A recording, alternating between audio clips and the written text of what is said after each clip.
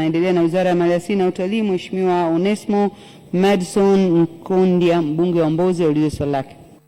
Je, serikali ina mpango gani wa kuwapa kipande cha ardhi wananchi wanaozunguka hifadhi ndogo ya Isalalo iliyo chini ya TFS?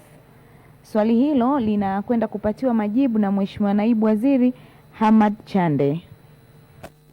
Asante. Majibu ya swali hilo, Mheshimiwa Waziri. Asante Mheshimiwa Mwenyekiti. Mheshimiwa Mwenyekiti, kwa niaba ya Waziri wa Maliasili na Utalii, naomba kujibu swali la Mheshimiwa Onesmo Madison, mbunge wa Mbozi, kama ifuatavyo.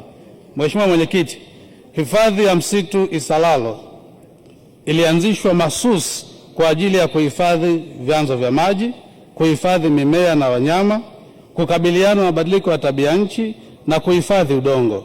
Hii inatokana na ukweli kwamba msitu huu unazungukwa na vijiji vitano ambavyo ni Itentula na Hamwelo kata ya Itaka, Nambozi, Ipapa na Utambalila kata ya Nambozi, ambayo ni muhimu kulinda mazingira yake ili kuhakikisha upatikanaji wa huduma za kiikolojia.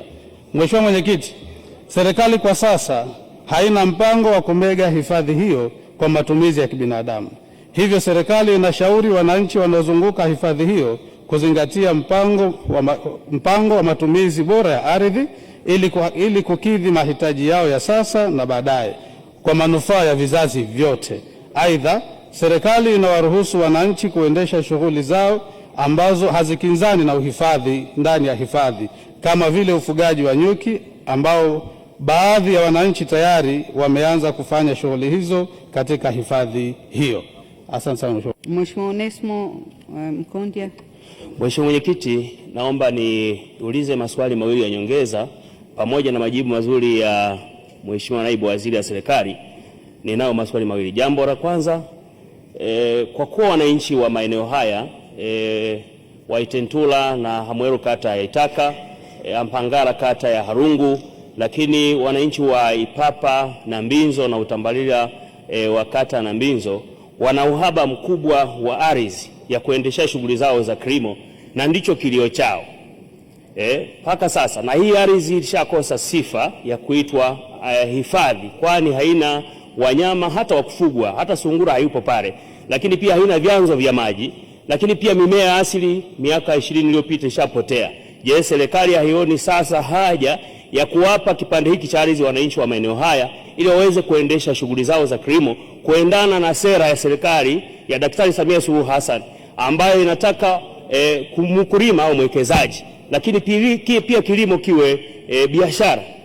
Swali la pili, Mheshimiwa Waziri, kwa kuwa mimi ni mwakilishi wa wananchi walio wengi na ndio walionituma nije hapa niwaletee swali hili na maombi haya, na wanasubiri nikirudi niweze kuwapelekea mrejesho wa swali hili.